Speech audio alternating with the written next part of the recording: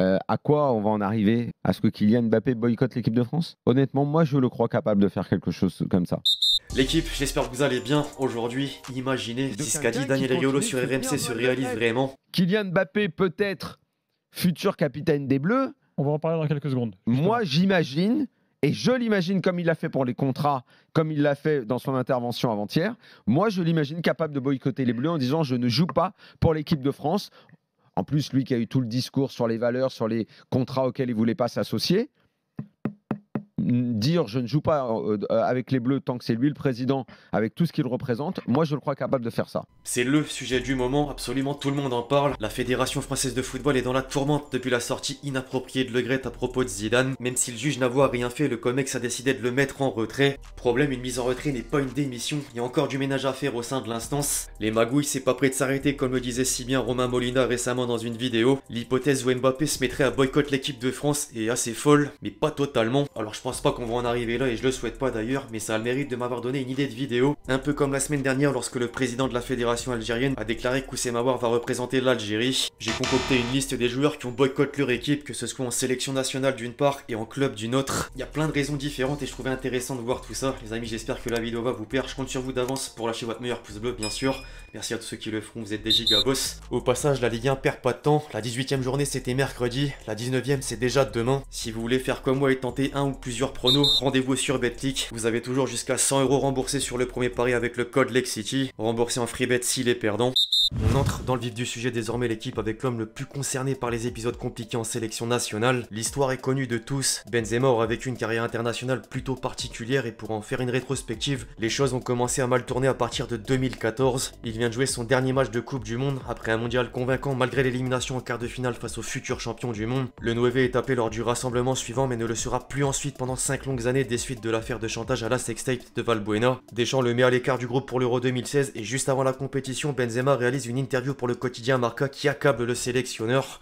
Je cite, « Deschamps a cédé sous la pression d'une partie raciste de la France. La déclaration choc n'est pas passée inaperçue puisque dans la foulée, la maison du coach est taguée du mot raciste. C'était le point de non-retour aux yeux du principal intéressé, d'autant que les résultats des Bleus sont bons sans l'attaquant du Real Madrid. L'équipe de France atteint la finale du tournoi européen et remporte un nouveau titre de champion du monde 2 ans plus tard. Seulement, pendant que la sélection tricolore brille, Benzema est plus que décisif au fil du temps en club. Le peuple réclamant partie le retour de l'ancien lyonnais et obtient enfin gain de cause le 18 mai 2021. KB9 participe à l'Euro 2020 avant de soulever un premier trophée avec la Ligue des Nations quelques mois plus tard. La saison lancée, il se démarque dans chacune des compétitions sous la tunique blanche, notamment lors de la phase finale de la Ligue des Champions, et l'année 2022 est couronnée par un ballon d'or, s'il vous plaît. Quoi de mieux ensuite que de jouer une Coupe du Monde afin d'essayer de compléter un palmarès déjà bien rempli? Malheureusement, le 9 se blesse peu avant de lancer les hostilités et quitte le Qatar au petit matin. Le staff des Bleus aurait jugé une lésion trop importante pour qu'il reste. Benzema souhaitait évidemment plus de temps à l'image de Varane pour pouvoir être apte à 100%. Keneni. Les champions du monde en titre enchaînent les échéances et à chaque victoire, Benzema réagit pas. Le doute plane autour de son départ précipité. À la veille de la finale, il refuse les invitations de la Fédération Française de Football d'une part et du président de la République pour assister au match depuis les loges en tribune, faisant bien comprendre sur ses différents réseaux sociaux qu'il n'est pas intéressé. Au lendemain de la défaite, Benzema annonce mettre un terme à sa carrière internationale et c'est une manière de dire stop. Le choix corrèle sans doute à la prolongation de Deschamps jusqu'en 2026. Comment parler de boycott sans mentionner l'équipe de France à la Coupe du Monde 2010? Impossible. Les événements en Afrique du Sud ont déjà suffisamment fait couler d'encre pour s'étaler sur le dossier. Cependant, pour la faire courte, le mondial tourne au fiasco à la suite d'une défaite contre le Mexique puis de l'exclusion d'Anelka du groupe. En guise d'opposition à la décision de la 3F et de soutien envers leurs coéquipiers, les joueurs décident de sécher l'entraînement. La fameuse grève est symbolisée par la lecture de Raymond Domenech d'une lettre ouverte à la presse devant le bus rideau fermé. Celle-là restera indéfiniment gravée, c'est sûr. Dans une atmosphère invraisemblable, c'est le cas de le dire, les Bleus sont éliminés dès le premier tour et les conséquences apparaissent. Certains cadres du vestiaire se voient alors sanctionnés comme Ribéry pour avoir été l'un des artisans de la mutinerie entre guillemets. Le Kaiser était simplement suspendu pour les premiers matchs du nouveau sélectionneur Laurent Blanc. D'autres sélections nationales garderont des zones d'ombre avec quelques-uns de leurs meilleurs joueurs, comme le Maroc avec le cas Ziyech. À l'image de Benzema, il s'est souvent accroché avec plutôt ses sélectionneurs. D'abord en fin 2016, Hervé Renard dévoile sa liste pour la Coupe d'Afrique des Nations 2017 et ne le convoque pas parce que, je cite, « Ce joueur a du mal à garder le banc des remplacements ». D'après lui, Ziyech posait des problèmes pour le groupe.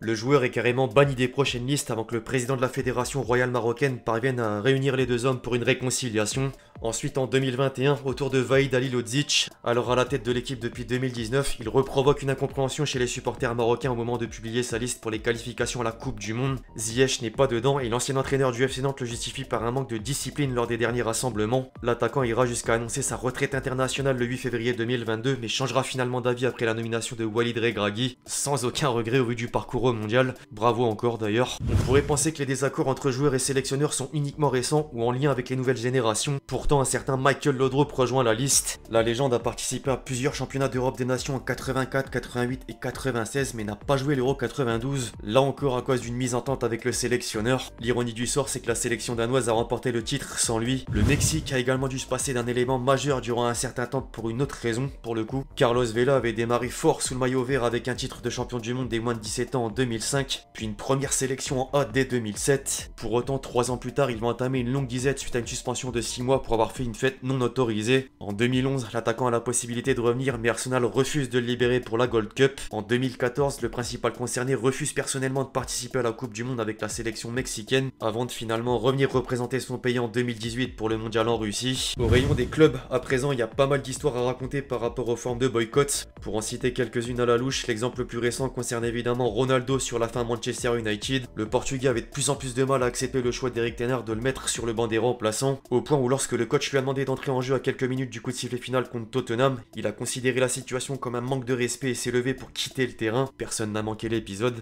Alors parfois le souci est encore ailleurs puisque certains joueurs vont à l'affront de leur club pour forcer un transfert en période de mercato. En 2008 par exemple, du côté de Tottenham, Berbatov avait refusé de jouer le derby londonien contre Chelsea car le président des Spurs, Daniel Levy, l'empêchait de rejoindre les Red Devils. Dans la foulée, le Bulgare a quand même obtenu un transfert. Pareil pour Mascherano à Liverpool. En 2010, l'Argentin était volontairement absent contre Manchester City car les Reds avaient rejeté une offre du Barça. Monsieur Sterling de son côté a carrément manqué la tournée de pré-saison pour que Liverpool le laisse se diriger vers Manchester City. Décidément. Quelques Français ont aussi montré qu'ils avaient du caractère et qu'ils étaient prêts à tout pour le bien de leur carrière. Avant de porter les couleurs d'Arsenal, Squillaci a fait exprès de rater un match de qualification pour la Ligue des Champions avec le FC Séville étant donné qu'il s'apprêtait à signer chez les Gunners. Si le défenseur était sur la feuille de match, il n'aurait pas pu jouer la compétition avec son nouveau club. William Gallas, lui, en est venu à menacer de marquer des buts contre son camp parce que Chelsea ne le laissait pas partir chez le voisin de Londres, Arsenal, encore une fois. Enfin, un mot sur Diego Costa. Lors du passage à Chelsea, la bête, entre guillemets, s'est fait bannir par Antonio Conte.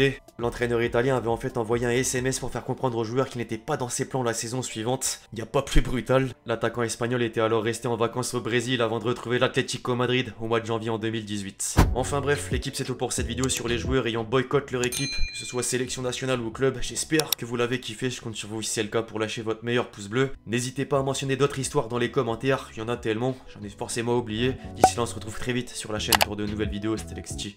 Ciao.